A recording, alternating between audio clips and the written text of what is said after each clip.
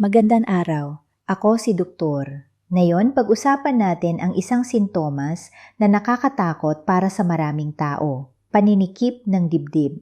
Kapag naramdaman mo ito, ang unang pumapasok sa isip ng marami ay heart attack. Bigla kang kinakabahan, bigla kang nag-aalala. Pero mahalagang maintindihan na hindi lahat ng paninikip ng dibdib ay galing sa puso. Maraming posibleng dahilan kung bakit nangyayari ito. At ngayon, ipapaliwanag natin ang ilan sa mga pinakakaraniwan. Una, pag-usapan natin ang puso dahil ito ang pinakakinatatakutan ng marami. Ang puso ay isang muscle na patuloy na nagbomba ng dugo sa buong katawan. Kapag may problema sa daloy ng dugo sa mga ugat ng puso, maaaring maramdaman ang paninikip ng dibdib. Ito ang tinatawag na anghina. Karaniwan itong nararamdaman kapag may bara o makitid na ugat na nagdadala ng dugo sa puso. Kapag kulang ang oxygen na natatanggap ng puso, nagkakaroon ng pressure o paninikip sa dibdib. Pero tandaan, ang ganitong uri ng sakit ay kadalasang may kasamang ibang sintomas.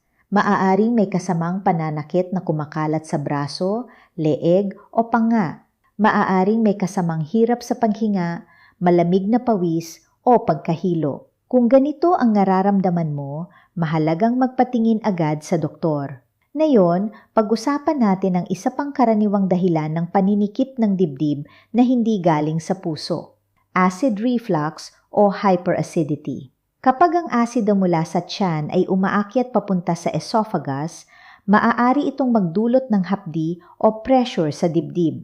Minsan, halos kapareho nito ang pakiramdam ng heart problem kaya nakakatakot. Karaniwan itong nangyayari kapag busog na busog, kumain ng maanghang o mamantika, o kapag humiga agad pagkatapos kumain. Ang susunod na dahilan ay stress at anxiety. Kapag ikaw ay sobrang stress o kinakabahan, ang katawan ay naglalabas ng stress hormones tulad ng adrenaline. Ito ay nagpapabilis ng tibok ng puso at nagpapahigpit ng muscles sa dibdib. Dahil dito, maaaring maramdaman ang paninikip o pressure sa dibdib kahit walang problema sa puso. Kapag may anxiety o panic attack, ang paghinga ay nagiging mabilis at mababaw. Kapag nangyari ito, nagkakaroon ng imbalance sa oxygen at carbon dioxide sa katawan. Ito ay maaaring magdulot ng pakiramdam na parang may mabigat sa dibdib o parang hindi ka makahinga ng maayos. Isa pang dahilan ay muscle strain. Ang dibdib ay may maraming muscles na tumutulong sa paggalaw at paghinga. Kapag napagod ang mga muscles na ito, halimbawa dahil sa pagbubuhat, maling postura, o matagal na pag-upo, maaaring maramdaman ang pananakit o paninikip sa dibdib. Ang ganitong sakit ay kadalasang lumalala kapag gumagalaw o kapag pinipindot ang bahagi ng dibdib. May mga pagkakataon din na ang paninikip ng dibdib ay galing sa problema sa baga. Halimbawa, kapag may infection sa baga tulad ng pneumonia, maaaring magkaroon ng sakit o pressure sa dibdib. Kapag may asthma o bronchitis, maaaring makaramdam ng hirap sa paghinga at paninikip ng dibdib dahil sa pamamaga ng airways. Pag-usapan din natin ang epekto ng lifestyle. Ang paninigarilyo ay isa sa mga pinakamalaking risk factor para sa sakit sa puso at baga. Ang chemical sa sigarilyo ay nakakasira sa lining ng blood vessels at nagpapakitid sa mga ugat. Sa paglipas ng panahon, maaari itong magdulot ng chest discomfort o mas seryosong problema. Ang kakulangan sa dalaw o sedentary lifestyle ay isa ring factor. Kapag kulang sa physical activity, mas mataas ang risk ng obesity, diabetes, at high blood pressure. Ang mga kondisyong ito ay konektado sa mas mataas na chance ng heart problems na maaari magdulot ng paninikip ng dibdib. Ang pagkain ay may papel din. Ang diet na mataas sa processed food, sobrang asin, at sobrang taba ay maaaring magpataas ng cholesterol at blood pressure. Sa paglipas ng panahon, maaaring magdulot ito ng plaque buildup sa mga ugat ng puso. Ngayon, mahalagang itanong sa sarili mo. Kailan mo nararamdaman ang paninikip ng dibdib? Nangyayari ba ito kapag stressed ka? Pagkatapos kumain? Kapag nag-exercise? O kahit nagpapahinga ka?